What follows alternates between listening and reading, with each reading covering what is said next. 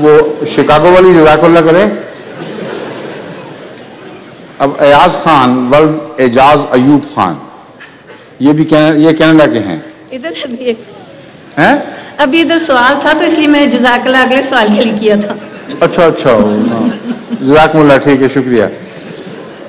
کہتے ہیں میں 11 سال کا ہوں، میرا نام ایاز خان ہے، میں کینیڈا وون جماعت سے تعلق رکھتا ہوں.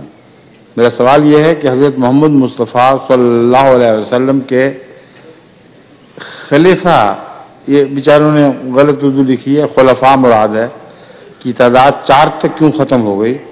کیا حضرت مسیح موعود کے نامور خلفاء بھی 4 ہوں گے؟